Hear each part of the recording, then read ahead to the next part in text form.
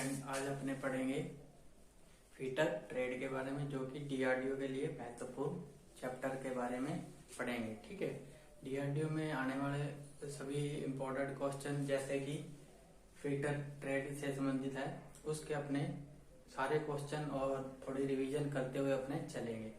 तो सबसे पहले जो अपने पास देखने को चैप्टर मिलता है वो माप व माप लेने वाले औजार यानी कि यंत्र, टूल, मेजरमेंट वाले जो टूल हैं उनके बारे में।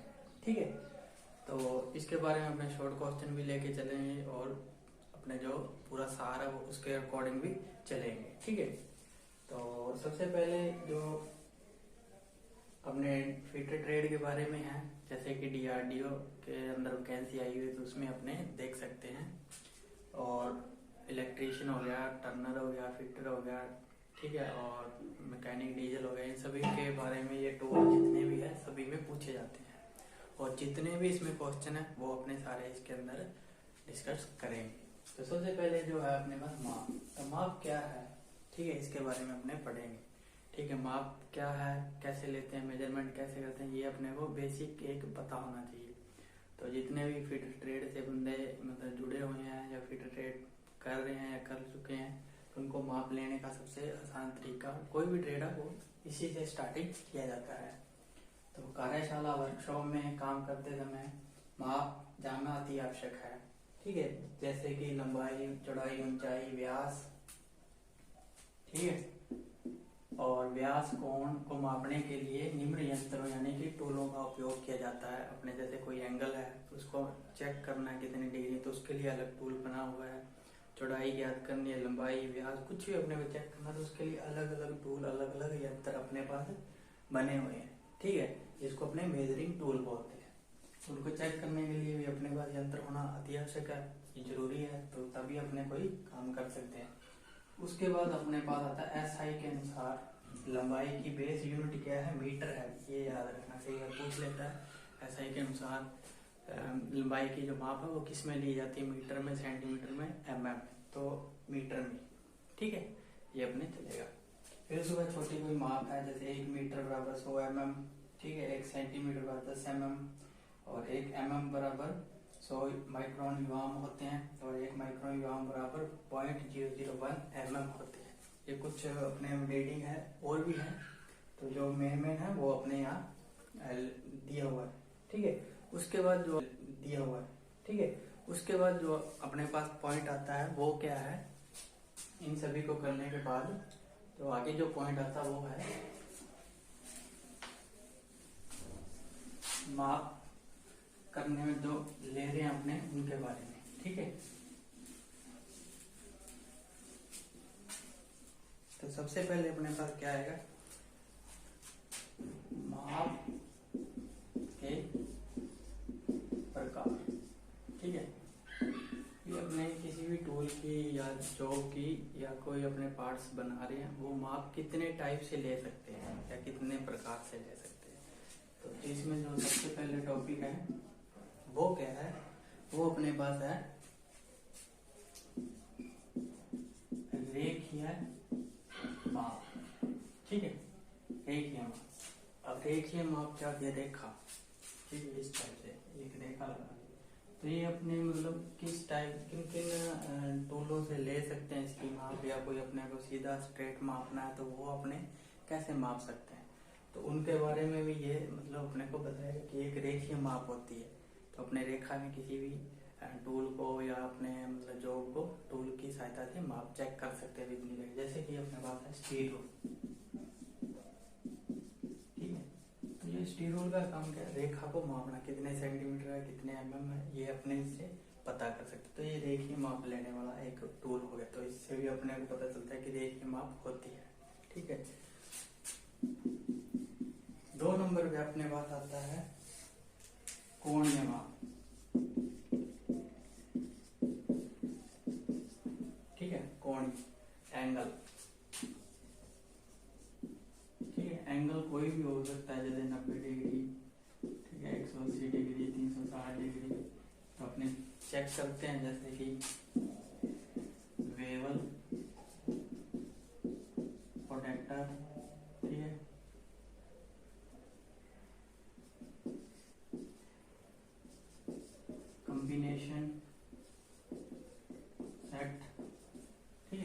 तो ये सारे क्या कोणीय माप लेने के यानी कि अपने पास यंत्र एंड टूल। कोण को चेक करना, अब जो भी कई एंगल में बनी होती है तो उनके अपने ये चेक कर सकते हैं इनके माध्यम से। तो एंगल कोणीय माप हो गई। फिर आता है 3 नंबर पे रेडियल माप। ठीक है, रेडियल किसी भी कोण में मतलब ये अपने पास गोल कोई डाया चेक करना है, गोल पार्ट्स या जो, ठीक है, राउंड शेप में है। ठीक है, जैसे कि अपने पास कोई मतलब बोर है, ठीक है, या पिस्टन है, ठीक है, उनको अपने चेक करना है तो वो रेडियल माप कहलाएगी। यानी कि उसका जैसे टेलीस्कोपी किया जाए या अपने में डेप्थ माइक्रोमीटर कितना उसका, ऐसे कोई टूल है जैसे कि अपने इनको चेक कर सकते हैं, तो वो क्या हो गया अपने रेडियल माप के अंतर्गत आएंगे। 4 नंबर जो है अपने पास वो क्या है, समतल माप।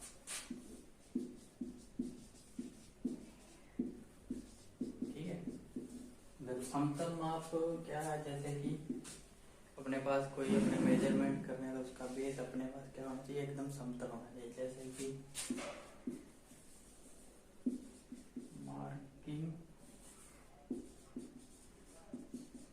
Marking table, surface plate. ठीक है, मार्किंग टेबल हो गया, सरफेस प्लेट हो गया, तो अपने क्या बेस प्रदान करते हैं। तो समतल होना चाहिए अपने पास जो तल है, तो उससे अपने को पता चलेगा, तो ये उसके अंतर्गत आ जाएंगे। ठीक है, तो ये अपने 4 टाइप की माप है जिसके अंतर्गत अपने ले सकते हैं। माप के प्रकार आ गए। ठीक है, आपसे पूछा जाए माप के कितने प्रकार हैं, तो 4 प्रकार हैं, रेखीय, कोणीय, रेडियल और समतल। समतल के अंतर्गत ये टूल आता है, और भी टूल हैं बहुत सारे, ये कुछ मेन है तो मैंने आपको बताया है। आगे अपने पढ़ेंगे विधियां। ठीक है,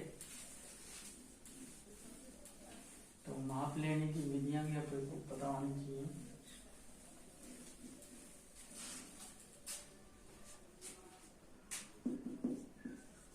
माप लेने की विधि। ठीक है, तो नेक्स्ट टॉपिक जो अपना है वो है माप लेने की विधियां, कि किन किन टाइपों से अपने माप ले सकते हैं। तो सबसे पहले जो आता है प्रत्यक्ष माप। 2 नंबर पे आता है अपने पास अप्रत्यक्ष माप। ठीक है, प्रत्यक्ष और अप्रत्यक्ष। ठीक है,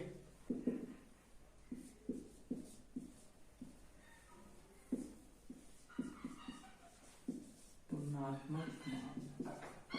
ठीक है, तो प्रत्यक्ष, अप्रत्यक्ष और तुलनात्मक, ये 3 टाइप के अपने पास क्या है माप लेने की विधियां हैं। इनमें से क्वेश्चन आता ही आता है। ठीक है, तो ये थोड़ा टॉपिक इम्पोर्टेंट है।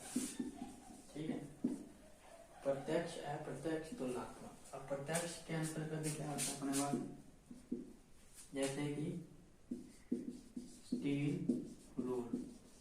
ठीक है, स्टील रूल आ गया। ठीक है, और क्या आ गया, माइक्रोमीटर।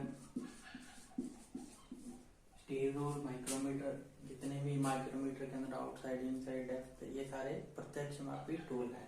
ठीक है, या ऐसे अपने बोल सकते हैं ऐसे टूल जो रीडिंग सीधे अपने को बता सकते हैं या सीधे अपने उनसे पढ़ सकते हैं, वो हो गए प्रत्यक्ष। या अन्य टूल का सहारा नहीं लिया जाता, तो वो प्रत्यक्ष माप विधि कहलाएगी। फिर आता है अप्रत्यक्ष।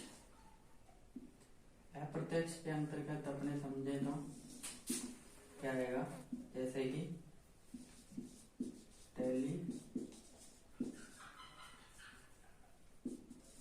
Telescopic gauge. ठीक है, जैसे कि टेलीस्कोपी गेज है, और भी कई सारे जैसे अपने बोल सकते हैं। ठीक है, तो ये क्या मतलब अपने इनकी रीडिंग कहाँ ले जाते हैं, या तो माइक्रोमीटर या स्टील रूल के ऊपर। तो तो टेलीस्कोपिक गेज क्या है, अप्रत्यक्ष के अंतर्गत आएगा। और दूसरा क्या है, जैसे कि कैलिपर, कैलिपर आउट इन, ठीक है, डिवाइडर हो गया, ठीक है, डिवाइडर हो गया, या जेनी कैलिपर हो गया,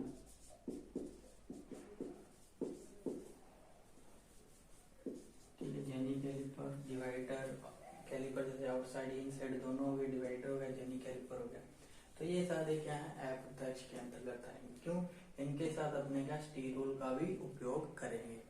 पहले माप ले लिया, फिर उसको कहाँ ले गए, स्टील रूल के ऊपर या माइक्रोमीटर के ऊपर, किसी के ऊपर, तब वो अपने को माप का पता चलेगा। फिर आता है तुलनात्मक, ठीक है। इसमें क्या होता है, तुलनात्मक विधि में मास्टर पीस से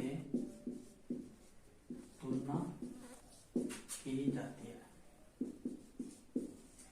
ठीक है। मास्टर पीस से क्या की जाती है, तुलना की जाती है। जैसे अपने कोई से क्या की जाती है, तुलना की जाती है। जैसे अपने कोई पीस बनाया है, जैसे फिटर वालों का जॉब होती है, तो उनको वो जॉब बनानी पड़ती है, तो वो किसी दूसरे से कंपेरिजन करते हैं, यानी कि उसकी तुलना करते हैं। तो तुलना में जैसे कि स्लिप गेज आ गई, ठीक है, स्लिप गेज से अपने तुलना करते हैं कि हाँ ये स्लिप गेज बहुत ही एक्यूरेट में बनी होती है, तो उससे अपने तुलना करते हैं। और भी वर्कशॉप गेज, ये सारी गेजें क्या है, मास्टर गेज के अंतर्गत आती है। तो हमने स्लिप गेज का उदाहरण ले सकते हैं, तो ये इससे अपने तुलना करके बना सकते हैं। कोई भी इतनी मेजरमेंट में तो वो ऐसे बनेगा, ठीक है। ये अपने इनके अंतर्गत आगे प्रत्यक्ष के अंदर स्टील रूल, अप्रत्यक्ष के अंदर ये सब तुलनात्मक माप, इससे अपने तुलना करके बना सकते हैं।